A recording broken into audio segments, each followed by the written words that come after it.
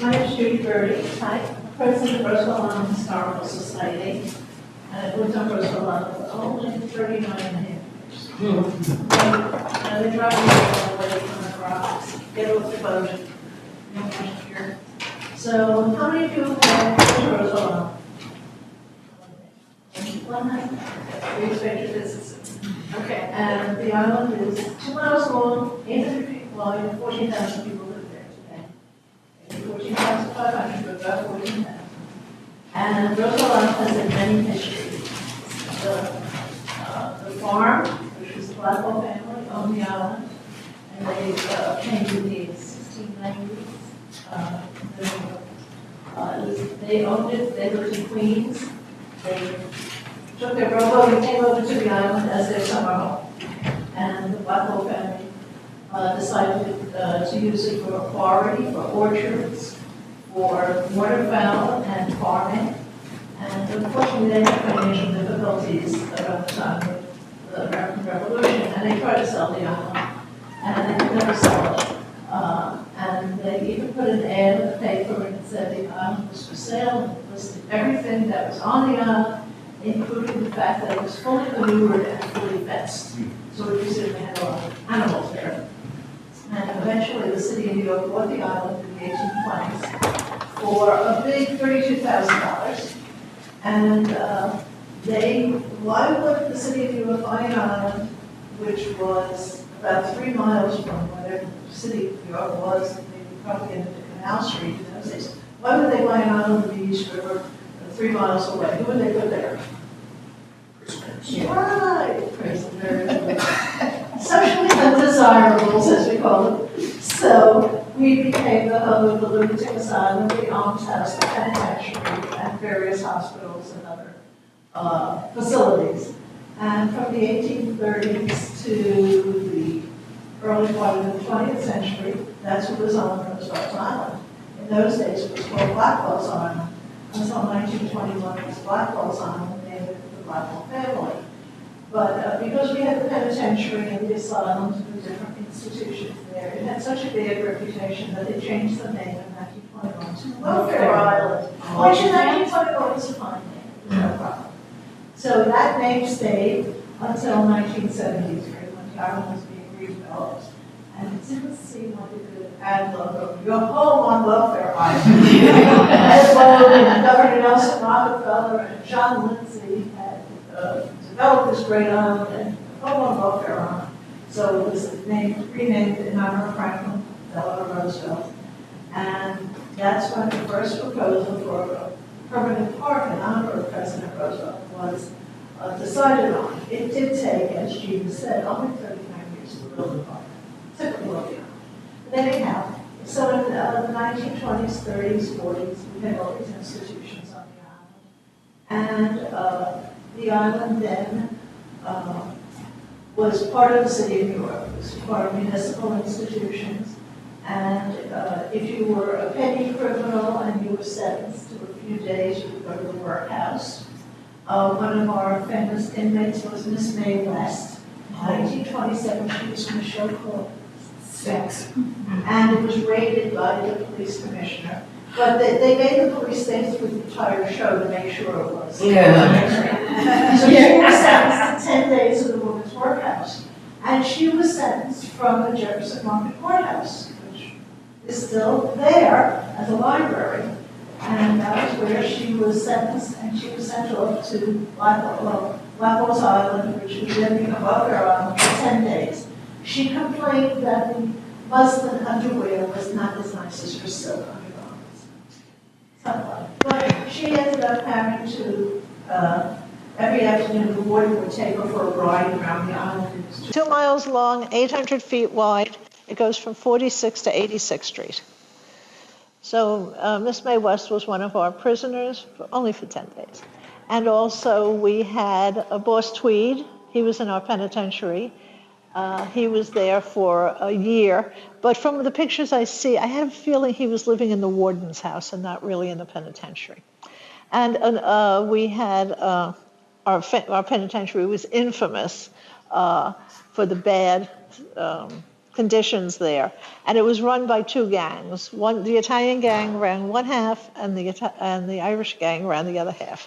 The Italian gang had their own homing pigeons in their part of the prison. They all lived upstairs in what was supposed to be the infirmary.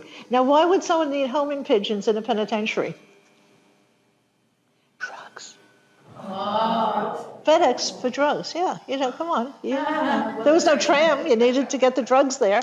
So they had homing pigeons. Drugs, alcohol. Well, it was hard for the birds to carry alcohol, but the drugs were no problem. Oh, I thought messages. Yeah, well, maybe messages too, but drugs. And the Irish gang had the other half of the medical facility, and they had their own gang leaders, and they had fine food and everything. And they had a dog, a German Shepherd, that they kept there to protect themselves from the prison. And his name was Screwhater. A screw is a prison term for a guard. So he was Screwhater. Well, when Mayor LaGuardia came into office, he appointed a corrections commissioner. His name was Austin McCormick. Austin McCormick was this tall and this big, a little skinny guy, looked like nothing. But 3 weeks after he came into office, he had the prison raided. And I wish I had slides today, they threw all the illegal weapons and shanks and knives and weapons out of their cells. And they show old-fashioned milk, the old-fashioned milk cans full of weapons, because thousands of weapons came flying out of the prison cells. And at that time, LaGuardia decided that they needed a new prison, and that this place was so out of date that they started to develop Rikers Island. And that opened, the penitentiary closed in 1936, and Rikers opened about the same time. So the island had this notoriety for the prison, the almshouse, and the people who had been there. Now, one visitor who came to the women's workhouse was Amelia Earhart. There was a warden at the women's workhouse who said that these women, even though they were incarcerated, should have lectures and programs. And every month he would have a different speaker. One month he had a botanist, one month he had someone who was familiar with animals and zoos and wildlife, and one month he had Amelia Earhart come to the workhouse, which I thought was interesting, and it was mentioned in the New York Times. And most people never thought that such a person would come and lecture there, but she did, and apparently she was very well received. We've also had what was called the almshouse. The almshouse, or the city home, which was like a nursing home, extended care facility, whatever we would call now, not really the poorhouse. They didn't separate men and women, but they had different buildings, and our poor neighbors would live there, and they had nowhere else to go. And the one thing that they did on the island is that you were poor, you lived in an institution, but there were lots of houses of worship. We had many churches, we had a synagogue, and a lot of charitable organizations built houses of worship for the people and helped make their life better.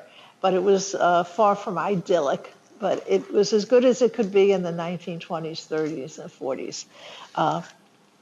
All these institutions, we also had a neurological hospital, a cancer hospital. Most of the institutions by the 1930s and 40s were saying that it really isn't convenient to be out here in the middle of the East River.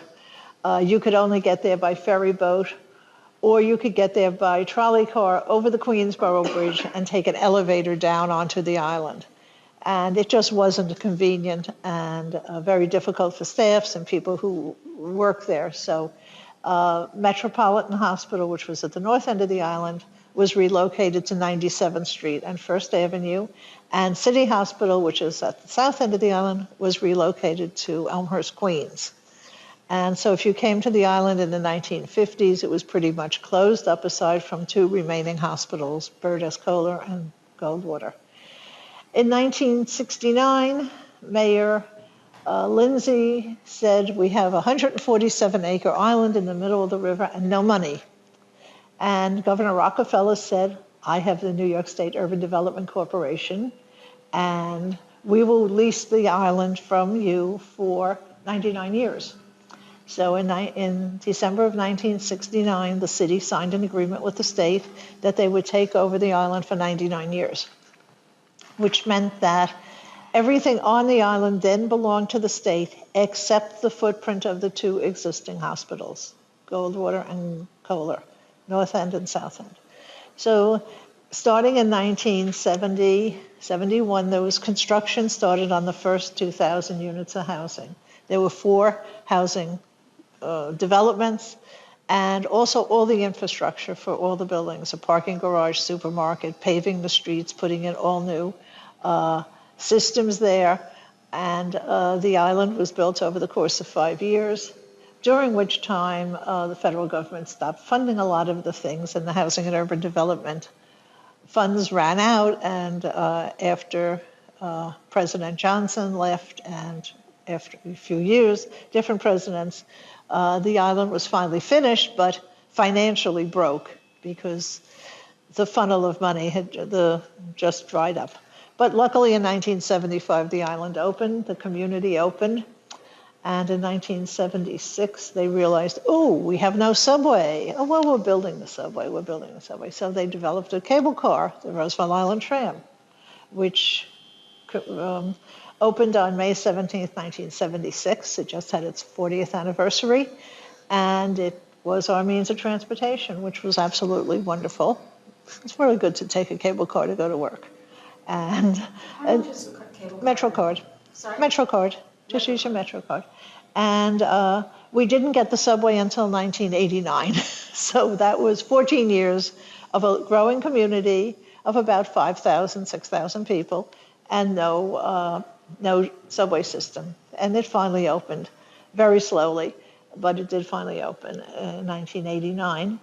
And the F train from Jamaica, 179th Coney Island. And it is a real small town. It's a fun community to live in. If you like local politics, it's Mecca, and with all the problems. And it is run by a subsidiary of the state of New York, which is a public benefit corporation, or what's called a public benefit corporation, which is always a challenge. But we have 6 landmark buildings. We have wonderful history. The 6 landmarks are for the most part, well preserved. Our smallpox hospital is still in a state of flux. And 5 years ago, this September, will be the anniversary of the FDR Four Freedoms Park opening, which was designed by Louis Kahn, and it never was funded since 1973. And it finally was funded when the island threatened to take the land away from the park. They said, you either build this thing or we're taking it off the drawing board. Then they finally built it. And the FDR Park attracts a lot of visitors to the island. And it's a very emotional, beautiful site to go to. It's right opposite the United Nations.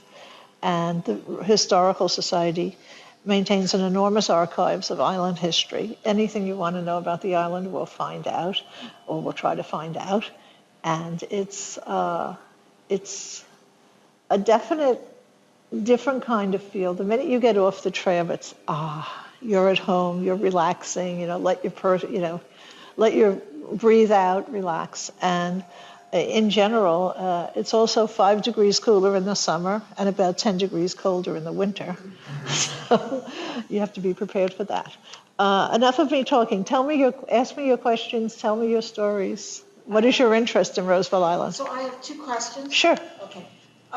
So the first one is that technically Roosevelt Island is part of Manhattan. Yeah, we are. And I just wondered if there had been any controversy about that. Should it have been Queens? Because it's sort of in between, probably a little closer to Manhattan. And my second question is, talking about controversies, could you talk a little bit about some of the preservation battles? The Renwick Hospital, for example. Okay, well, let's do... ruined Right. for a long time. I don't even know if any of it still It's exists. there. It was there the other day. Okay, good. I didn't check this morning because I took the subway.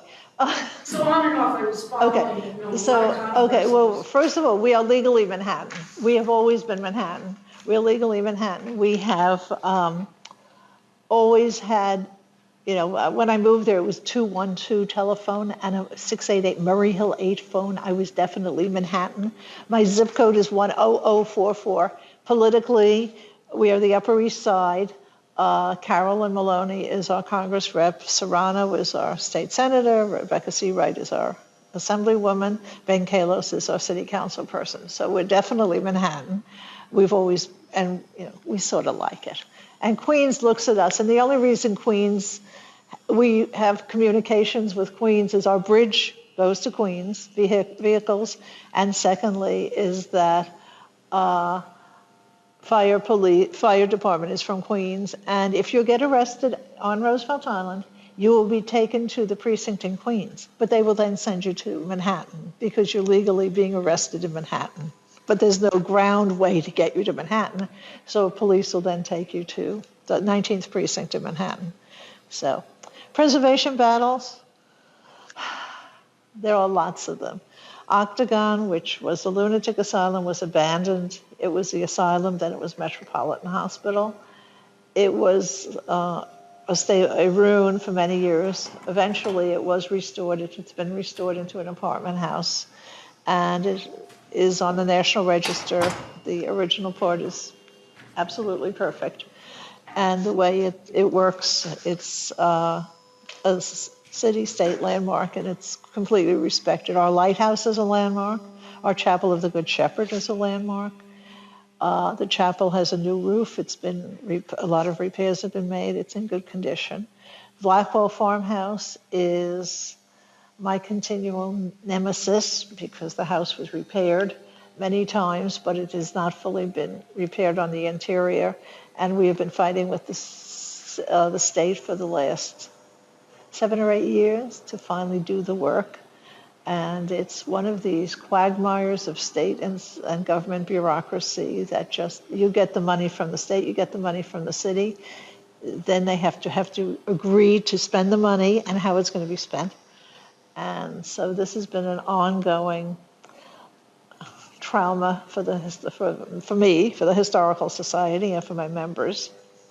We have the beautiful Strecker Memorial Laboratory at the south end of the island, which is preserved and is now a power conversion substation for the MTA because the subway line is underneath and they needed a power conversion station. So would you build it on Sutton Place or would you build it on Roosevelt Island?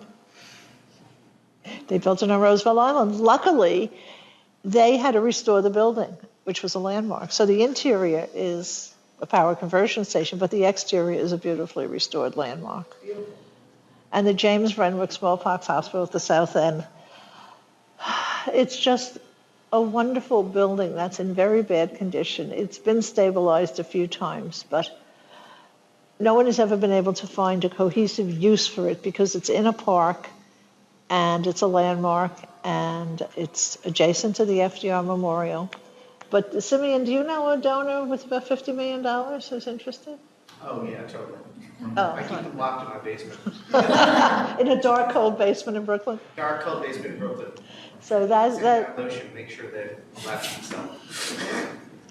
anyhow, so that's the sad thing, is that the Smallpox Hospital has been going on forever and ever. They just had another evaluation by Walter Melvin, our engineers, and they keep telling them what bad shape it's in, but it's never gotten the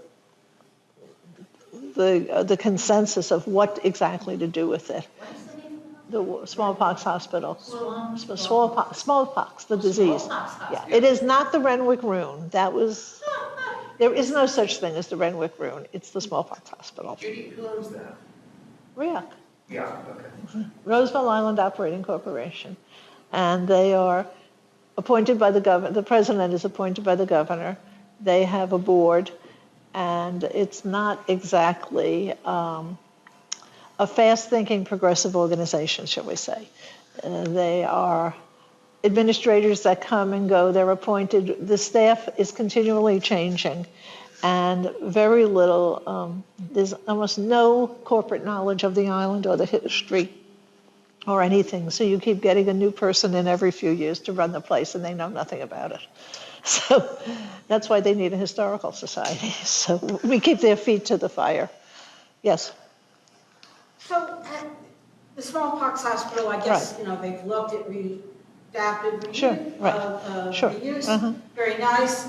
But if that's too expensive, is there any possibility of just keeping that structure as a permanent ruin? They have those in Europe. I know. What would be so terrible about having just something there as a visual curiosity? Even to make it a stabilized ruin would almost take it down and put it back together, because I would say a third of the walls are down, and it's just the massive undertaking. And then you have a ruin, you have something stabilized. Who's going to pay for it? Who's going to maintain it?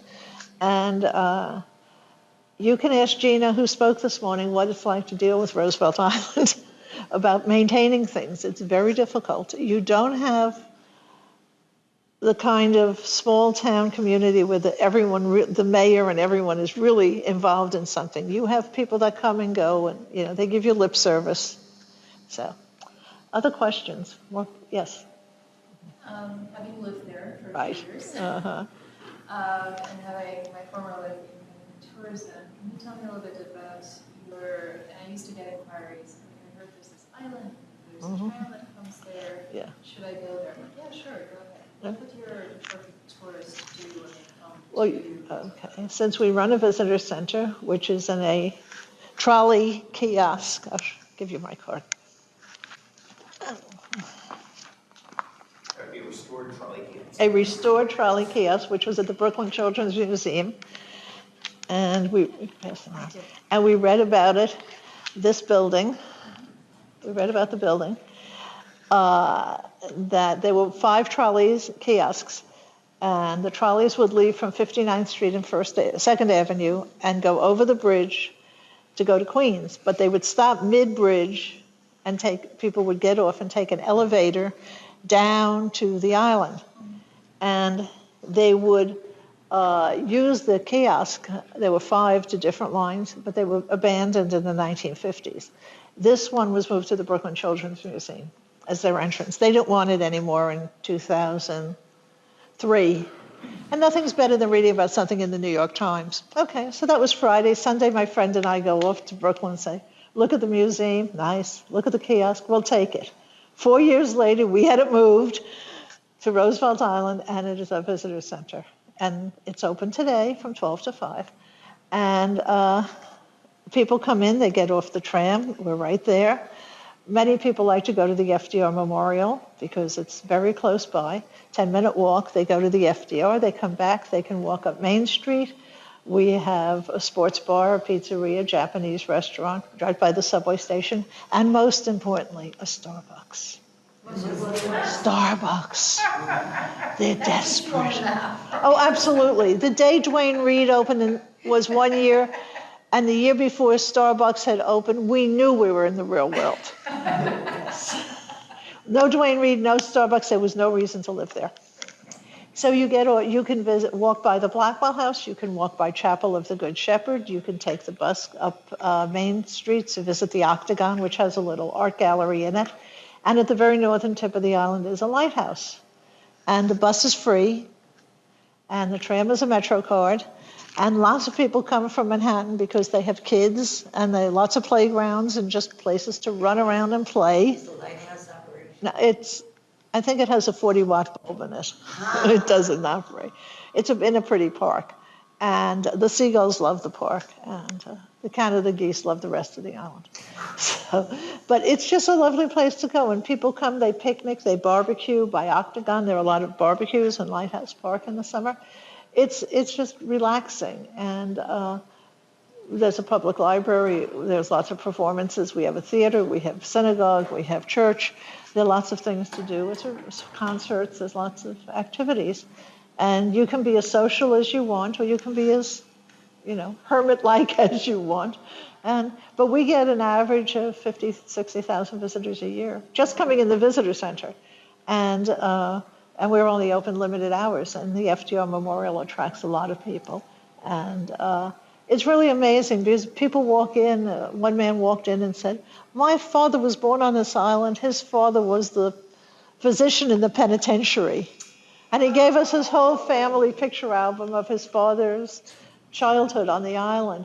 Other people have come in, different relatives, people work there. This man came in, my mother was a nurse in the hospital, and gave us a photo album of his mother's life on the island. And people love to share the history. In fact, there's someone today who came in who climbed up in the abandoned octagon in 1970-something and took pictures of himself and his wife all the way up in the cupola. And he gave me these pictures 20 years ago, and he's at the conference today. And that's the fun of it. And, you know, there's more. There's wonderful. We have James Renwick architecture. We have Alexander Jackson Davis architecture. We have all of this, but it's the people stories. That's what makes the history. Yeah, I can talk about lentils and Gothic and Romanesque, but it's the story of the people who were on the island, and that's the fun part. When you meet someone, a woman walks in, her uncle was a Catholic priest in the hospital, so I took her to visit the hospital. He was there 20, 30 years ago. And that's the fun of our history, and that's what I like to collect, is the people stories. Doctors call me up all the time. I was a medical student. I did my internship at Goldwater Hospital. You know, what about Color The Goldwater is gone because Goldwater is now going to be Cornell. The site is Cornell. Goldwater closed. Kohler part? Kohler is there. I was there yesterday morning. So there's two. There's two campuses. Goldwater was at the south end. Kohler is all the way up at the north end. Kohler is now a long-term care nursing home. It's no longer rated as a hospital, but it has 800 patients, and it's a permanent home for many, many people. And it's owned by the City Health and Hospitals. Well, they don't call it Health and Hospitals Corporation. It's now Health and Hospitals. They operate it. And Goldwater closed in 2013, and their residents were either moved to Kohler or moved to other nursing homes or other hospitals in the area. Goldwater Hospital opened in 1939. It was the first specifically designed long-term care hospital. Lots of windows, lots of terraces, lots of balconies, open air. Because you think about 1939, there was no air conditioning. So no way to get people out. So all the rooms there had terraces. So the patients could just be wheeled out or go out on a terrace. And Goldwater was designed by a wonderful architect, Isidore Rosenfield, who was a contemporary of the hospital commissioner, who was Sigmund S. Goldwater. And Goldwater, unfortunately, it needed upgrade, sprinkler systems and things. And Mayor Mike Bloomberg decided that we needed high-tech more. So instead of saving this beautiful WPA building with the terrazzo floors and the wooden railings and the ironwork and the metalwork, tear it down and build the new campus. So Goldwater is gone. And the Cornell campus will be opening September. They have architecture by Weiss Manfredi, Tom Mann. I can't think of who is doing the apartment house. SOM, Skidmore, Owens and Merrill did all the master plan.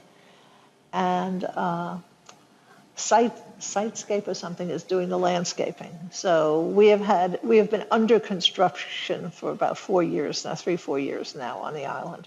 Was there The northern part? It's the southern part, right, just south of the Queensboro Bridge. Oh, okay. Yes, Was ma'am. there a preservation fight to save it? When Mayor Mike wants something, that was the end of it. He told the hospital, you have 2 years to empty the building. And that's what they had. They had 2 years to discharge patients, relocate patients, build a new facility in East Harlem. And they handed over the building a week before he left office in whatever, 2013, 15. That's the Henry J. Carter. Henry J. Carter is on 122nd and Park. That's the new facility. And Goldwater and Henry J. Carter are the most unique hospitals. They have the largest ventilator-dependent units for people who are on vents, on life support in the country for rehabilitation. And there are very, very few nursing homes or places want to take patients who are on ventilators because it's a lot of care and it's very expensive. And they are very, very well known as a specialty hospital for patients on ventilators. And that's one of the very good things that the Goldwater tradition has kept on. Other questions? I'm sorry. Someone else? Yeah, I'm sorry. You have a question? I've never been there, so Well, okay. I hope you come visit us. I really am. Dave, you have a question? You can talk about something. Talk about something. Talk about it There's an exciting new library that's going to open soon. before too long. But I work for the New York Public Library. Right now, the Roosevelt Island Library is quite tiny. It's probably Yes. only about 2,000 square feet. But it will be moving to a new location, just a short distance down Main Street, closer to the subway, in a very nice space. We're very excited about it. It'll more than double the size of the library, and it'll be modernized and in a wonderful, prominent location right on Main Street. So looking forward to that going into construction probably this fall, and hopefully taking about a year. It's a small project, but it's small. You're not building a new building. The shell is there, the exterior is there, the windows are already in, and you just keep walking by and going, when? But as we say, the library was planned as long as Cornell. Cornell is going to be open and built, and our poor little library still isn't built. But we know you're going to get it there. Yes? Was there discussion in the beginning of the 70s that it'd be a car-free island? Yes. And then what happened with that? Well, what happened, the planners never came out and said, oh, gee, there's a hospital at this end and this end, and we're telling them we're going to have a car-free island. You need cars, you need deliveries, you have hospitals, you have staff that work 24/7. They don't want to park their car in a garage by the bridge and have to take a bus or walk to their jobs, especially at night.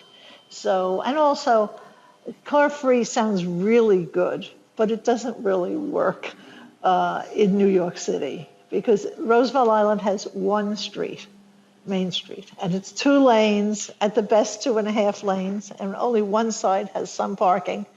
So it's already so small and so congested, and you have to be able to get deliveries through. There's no back road that you can use to say, okay, Main Street's closed, use this back road.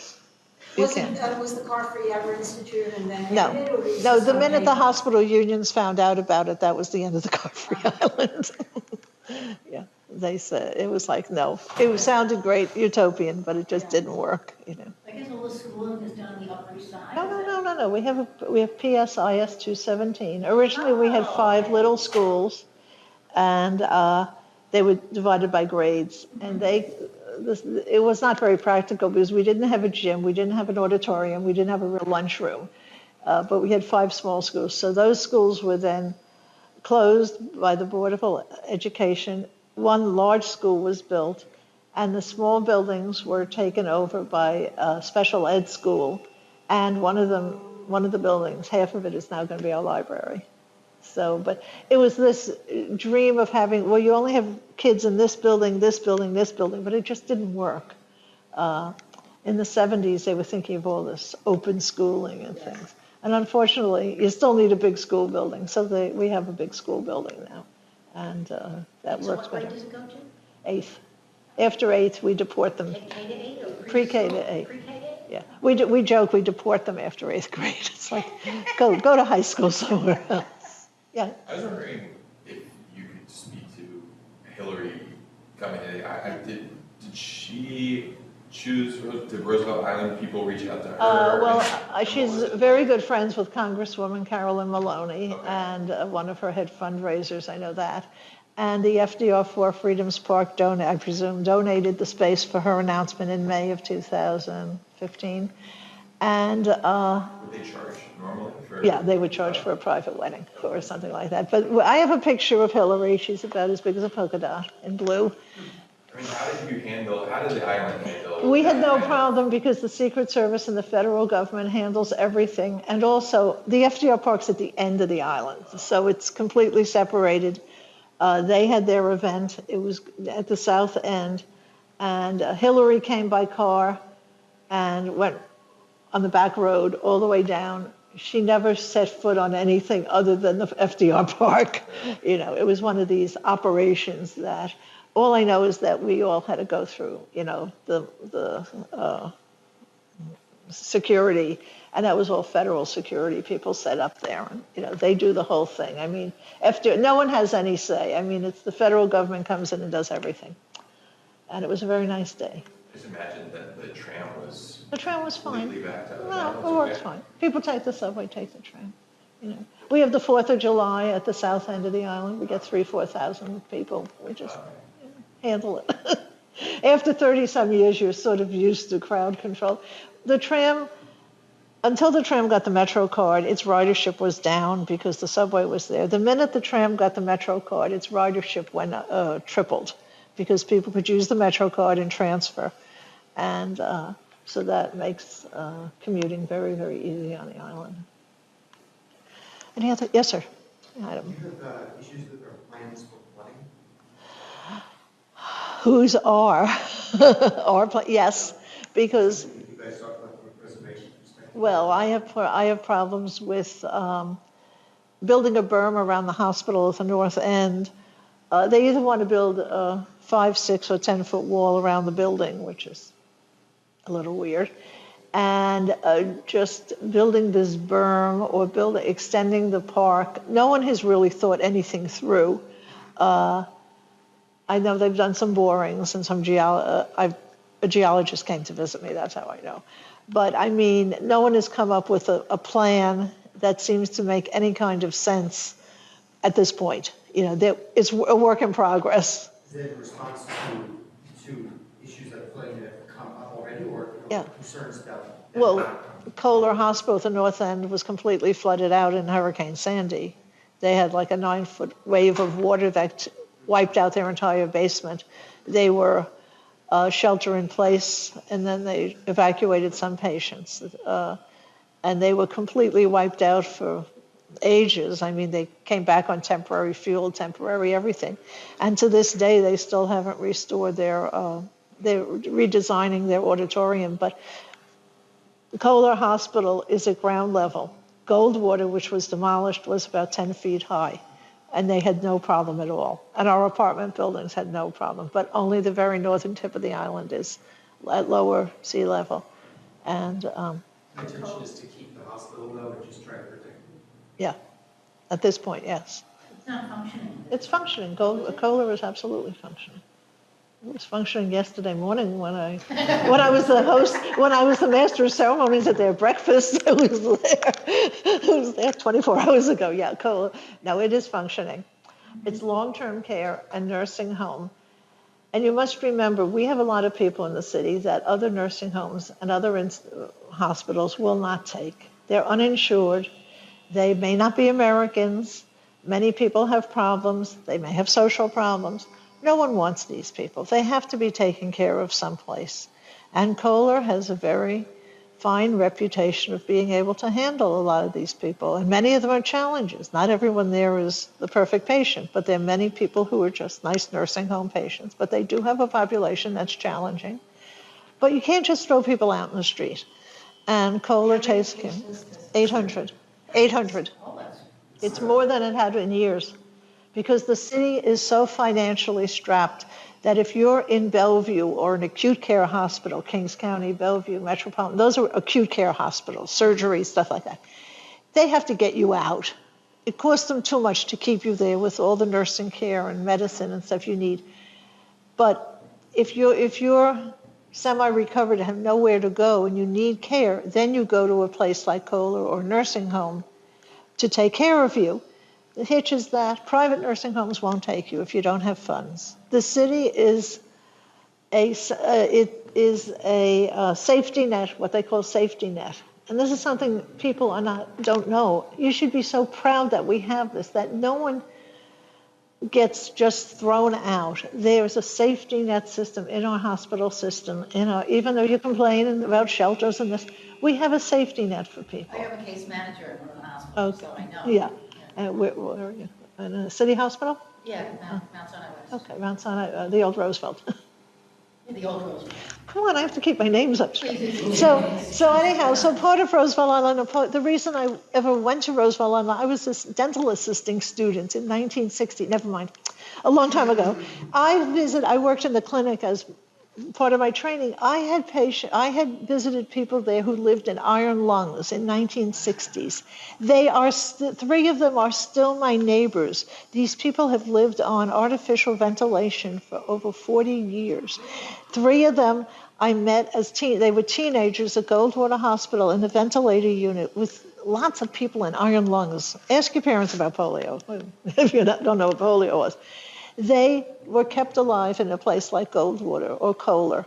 Now they live in our community because the hospital discharged many patients into the community, into assisted apartments when it opened. And that's part of Roosevelt Island. In Roosevelt Island, seeing people in wheelchairs and seeing disabled people or seeing people who have a ventilator tube in it and just going around their normal, that's part of the island. I think maybe you've noticed that when you come to the island. It's part of living on the island. And that's the good part. We haven't gotten rid of it yet. But as they privatize our apartment houses, there are less and less places for people to live that will take them and will accept them as part of our community. And that's Roosevelt Island. Could you talk a little bit about residential, about how residential was planned Yeah. and how it's been built out?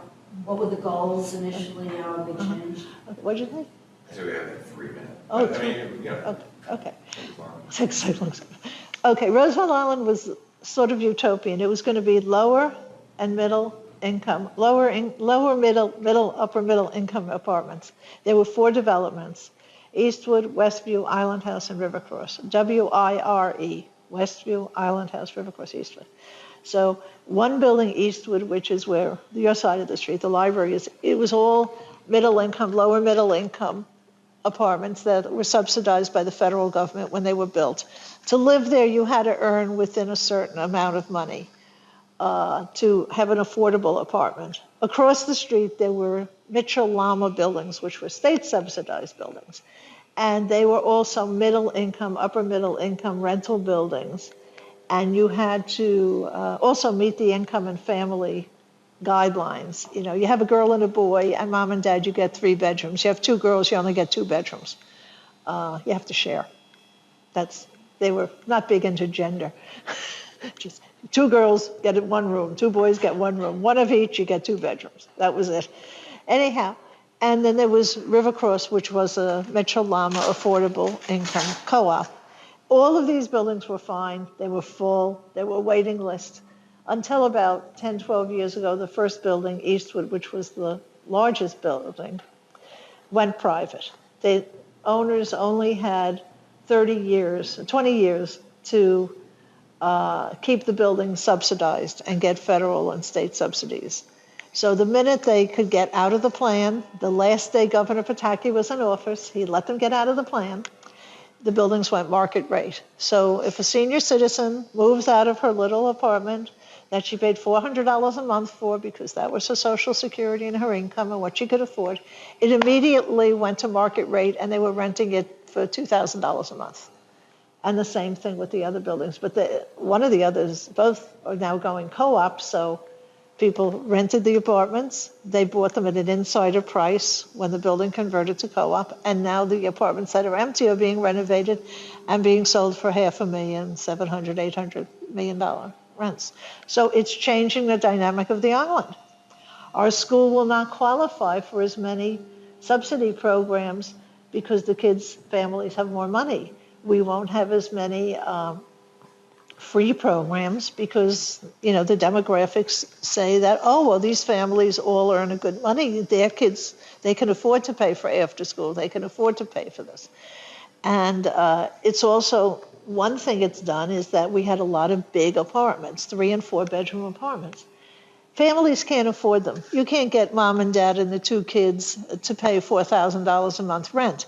So they're now making those and adding another bedroom, cutting up the living room, and renting them out to students and foreign young people working in New York. So we now have dozens and dozens of apartments that have been divided up. And instead of having mom, dad, and the 2 kids, we're having 4 or 5 roommates, which means that a lot more commuters, because these people are going to school, going to work, and these people are not involved in the community. They're just there as a place to lay their head, flop down at night, and leave, which is not good for a community because you want the families. Luckily, we have hospital housing from Weill Cornell and from Sloan Kettering. They own their own buildings, and they have lots of kids because they're all young families, lots of researchers, lots of research fellows, lots of PhDs, and a lot of them live on the island.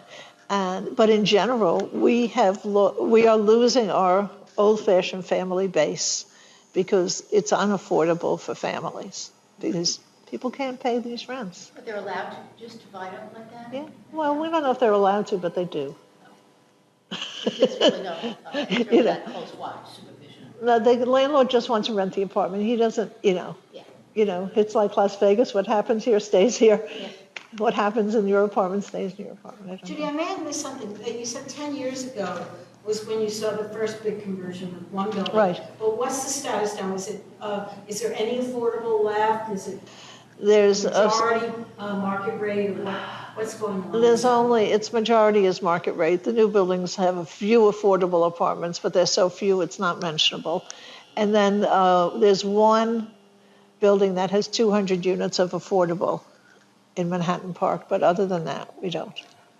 It's going mostly market rate. I would say 85 to 90% is market rate, which is. And it was pretty much 100% market It was rate. no, it was beginning. 100% affordable. Affordable, right? I meant the other way around. Yeah, right. That's the other Yeah, thing. it's and then now it's just what will the market bear? And some of the landlords are renovating the apartments very, very, very high end, so they can even ask for more rent. It's interesting. Any other questions? Thank you so much. As I said, next time I'll bring pictures. So come visit us. We're open every day except Tuesday and Wednesday in the winter, 12 to 5. Thanks, Judy.